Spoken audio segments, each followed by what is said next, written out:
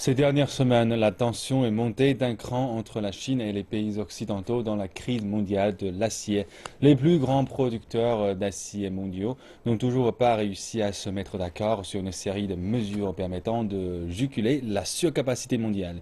Au contraire, ils s'accusent mutuellement sans rien faire avancer. Les experts du secteur les invitent à garder la tête froide et ensemble une porte de sortie. Coupable ou bouc émissaire? Le jeu d'accusation autour de la crise mondiale de l'acier continue. Les États-Unis ont pointé la Chine du doigt, accusant le plus grand producteur mondial d'être responsable de la surabondance d'acier. De son côté, la Chine rejette la faute sur la lenteur de la reprise de l'économie globale et la baisse de la demande. Certains gardent la tête froide, disant que plutôt que de se laisser entraîner dans une guerre des mots, la surcapacité est un problème commun qui doit être résolu à travers des efforts communs. Nous avons reconnu que la surcapacité est un problème mondial. Les pays du monde entier doivent donc travailler main dans la main pour résoudre ce problème. L'Organisation pour la coopération économique et le développement affirme que la capacité de production d'acier mondiale était de 2,37 milliards de tonnes en 2015, mais le déclin de la production a été tel que seulement 67,5% de ce chiffre a été utilisé.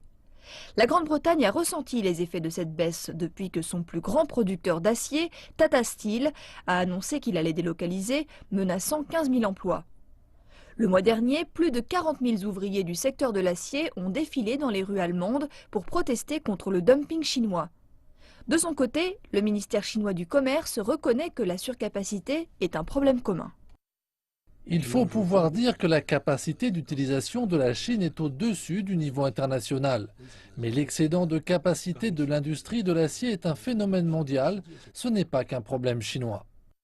Pour réduire sa production d'acier, la Chine a cessé d'accorder des permis aux nouveaux projets dans le secteur de l'acier et a commencé à fermer les usines vétustes.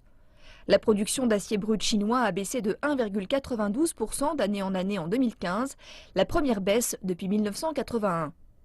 Le taux de capacité d'utilisation avait en effet bondi à 71,2%, alors que la moyenne mondiale n'est que de 69,7%. La Chine a accéléré ses exportations d'acier ces dernières années dans l'optique de passer à une économie de services plutôt qu'à une économie basée sur les industries traditionnelles.